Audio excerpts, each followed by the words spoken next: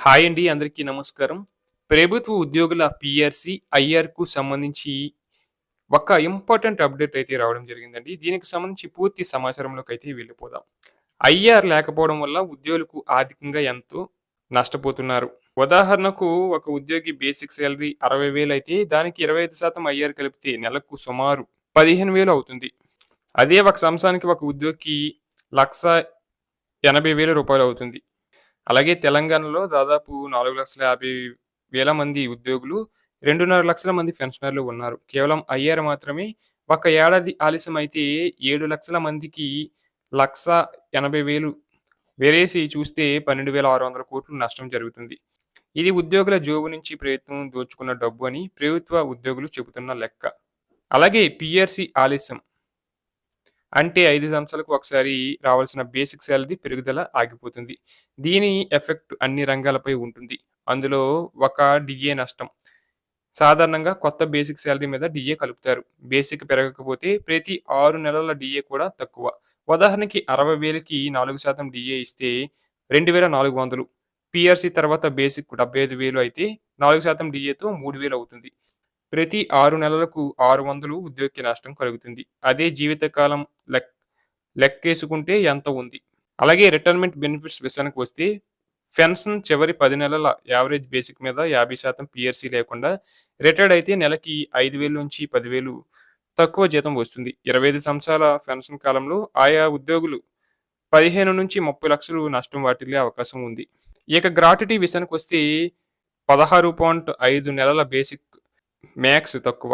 Gratuity తక్కువ. అలాగే leave encashment 300 రోజుల జీతం.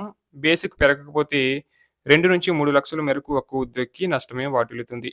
ఇక పీఎఫ్ విషయానికి వస్తే ఎంప్లాయీ కంట్రిబ్యూషన్ కూడా బేసిక్ మీదే కాంపౌండ్ ఇంట్రెస్ట్‌తో కలిసి రిటైర్మెంట్ కార్పస్ లక్షల్లో తగ్గుదల ఉంటుంది.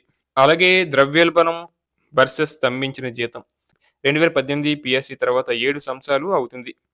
ఈ 7 ఏళ్లలో బియ్యం 25-60 కేజీలు 140% పెరిగింది. అలాగే గ్యాస్ 600-900 అయింది. 75% పెరిగింది. స్కూల్ ఫీజులు 2 రెట్లు పెరిగాయి. ప్రభుత్వ స్కూలులో చదివిస్తే అవి కూడా ఉండవు. అలాగే మెట్రో సిటీల్లో 50-80% మేర అద్దెలు పెరిగాయి. జీతం మాత్రం అదే. అంటే ఉద్యోగి నిజమైన ఆదాయం 40% పడిపోయింది. దీన్నే ఆర్థిక శాస్త్రంలో సైలెంట్ పే కట్ అంటారు. ఇక మీరు చెప్పినట్లు ఈఎంఐలు, గోల్డ్ లోన్, పర్సనల్ లోన్, జీతం చాలకపోవడంతో ఉద్యోగి ఏడాదికి 15-24% వడ్డీకి అప్పులు చేస్తున్నాడు. ఐఆర్ 15,000 ఇస్తే ఆ డబ్బుతో లోన్, ఈఎంఐ కట్టి ఇంట్రెస్ట్ భారం తగ్గించుకోవచ్చు. ఐఆర్ లేకపోవడం అప్పు మీద అప్పు, ఆర్థిక బానిసత్వం పెరుగుతూ పోతుంది. అలాగే కుటుంబం, సమాజం చీలిపోతుంది. మొత్తంగా మధ్యతరగతి కుటుంబం వ్యవస్థ దీని వల్ల కుప్పకూలుతుంది. పొదుపు లేకపోవడం, జీతం పెరగకపోవడం వల్ల పొదుపు శూన్యం. గతంలో ఉద్యోగి జీతంలో 20% పొదుపు చేసేవాడు. అప్పుడు పొదుపు 0, పైగా అప్పు, పిల్లల పెళ్లి, ఇంటి నిర్మాణం కలలుగా మిగిలిపోతున్నాయి. అలాగే ప్రభుత్వ స్కూల్ టీచర్ తన పిల్లల్ని ప్రైవేట్ స్కూల్‌లో చదివించలేని పరిస్థితి. ప్రభుత్వ డాక్టర్ కూడా కార్పొరేట్ హాస్పిటల్‌కు వెళ్ళలేడు. ప్రభుత్వ సేవకుడే ప్రభుత్వ సేవలకు నోచుకోని విచిత్రం నెలకొంది. అలాగే మహిళా ఉద్యోగులపై దాడి. ఆఫీస్ పని, ఇంటి పని ఐఆర్ లేకపోవడంతో పిల్లల ట్యూషన్ ఆయా ఖర్చులు తగ్గించుకుంటున్నారు. దీంతో వారిపై మానసిక ఒత్తిడి రోజురోజుకు పెరుగుతుంది. అలాగే ఉపాధ్యాయ వృత్తి విలువ పడిపోతుంది. సమాజ నిర్మాతలైన టీచర్ ఆర్థికంగా కుంగిపోతే సమాజం ఎలా బాగుపడుతుంది? గ్రామీణ టీచర్ 15,000, అద్దె 5,000, ప్రయాణం వెరేసి 20,000 ఖర్చు. చేతికి మిగిలేది 30,000. కుటుంబం గడవడం కష్టంగా మారింది. కేవలం చదువు చెప్పడమే కాకుండా సర్వేలు, ఎన్నికల డ్యూటీలు నిత్యకృత్యంగా మారాయి. ఓ రకంగా టీచర్ ఇప్పుడు డేటా ఎంట్రీ ఆపరేటర్‌గా మారాడు.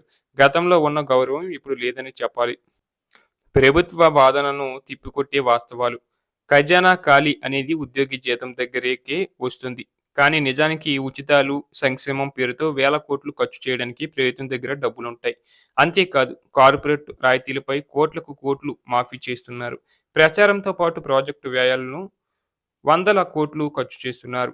అదే ఉద్యోగి జీతం వచ్చేసరికి ఆర్థిక భారం అంటున్నారు. ఇది ప్రభుత్వ ద్వంద్వ విధానం. ఉద్యోగి భారం కాదు, ప్రభుత్వ యంత్రాంగానికి వెన్నెముక. తక్షణ పరిష్కారం ప్రభుత్వ నైతిక బాధ్యత. ఐఆర్ వెంటనే ప్రకటించాలి. పీఆర్‌సీ రిపోర్ట్ కోసం వెయిట్ చేయకుండా 25-27% ఐఆర్ ఇవ్వాలి. 1999, 2005, 2010, 15, 18 పీఆర్‌సీ లన్నిటిలో ఐఆర్ ఇచ్చారు. పీఆర్సీ కమిషనర్ నియామకం టైమ్ బౌండ్. 6 నెలల్లో రిపోర్ట్ వెంటనే అమలు చేయాలి. బకాయిలు ఫేజ్ వై ఫేజ్ వైజ్ చెల్లింపు. Pending DA, medical, EL, leave encashment 4 విడతల్లో ఇవ్వాలి. రిటైర్డ్ అయ్యేవారికి ప్రొటెక్షన్ ఇవ్వాలి. పీఆర్సీ వచ్చేలోపు రిటైర్డ్ అయ్యేవారికి నేషనల్ బెనిఫిట్ ఇవ్వాలి. ఉద్యోగి ఆనందంగా ఉంటేనే ప్రజలు హ్యాపీగా ఉంటారు. పీఆర్సీ, ఐఆర్ జాప్యం అనేది అడ్మినిస్ట్రేటివ్ డిలే కాదు. ఇది రాజ్యాంగంలోని ఆర్టికల్ 21 జీవించే హక్కుపై దాడిగా అభివర్ణిస్తున్నారు ఉద్యోగులు. ఉద్యోగి బలంగా ఉంటేనే రాష్ట్రం బలంగా ఉంటుంది. జీతం సవరణ అనేది దయ కాదు, హక్కు. దాన్ని గౌరవించడం ప్రభుత్వ ధర్మం.